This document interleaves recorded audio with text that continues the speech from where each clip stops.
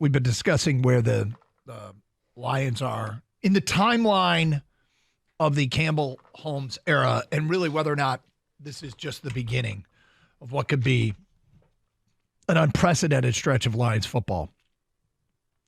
This is really, really a very, I mean, we have reason to be optimistic. It's encouraging. They're doing this with one of the youngest rosters in the NFL. They seem to have a quarterback that is perfectly capable of winning and winning big.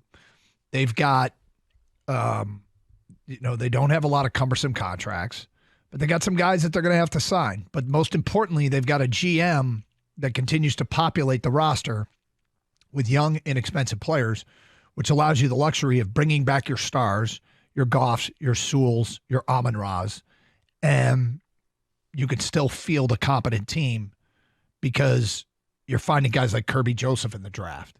You're finding guys later in the draft, James Houston, that can make plays for you, and they don't cost you much. Now, eventually, you got to pay those guys, and you got to decide which ones are worth keeping and which ones are worth letting walk. But ultimately, it's very encouraging where they are right now. Yeah, I mean, they're going to have to pay Saint.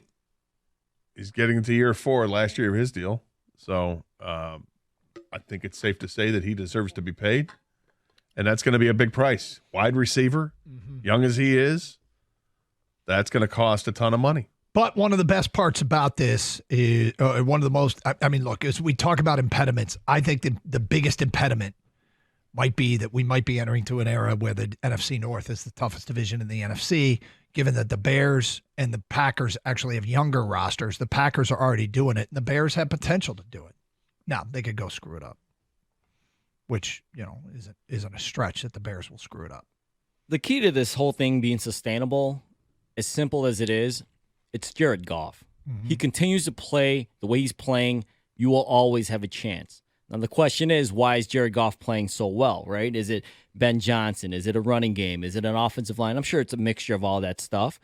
But as long as you get Jared Goff to play this well, you will always have a chance. And paying guys like St. Brown and Kirby Joseph or Hutchinson, that's a good problem to have because that means you're drafting well, you're acquiring the right players. That's the cost of doing business. You got to pay up to keep those guys. And some might not make it through, and then you'll have to – that's where Brad Holmes gets back to work, and he hits the draft again, right? So but that's a good problem. But I still go back to sustainability. It's all on Jared Goff. He plays well, you will always have a chance, and you're just going to have to build around him and keep him upright.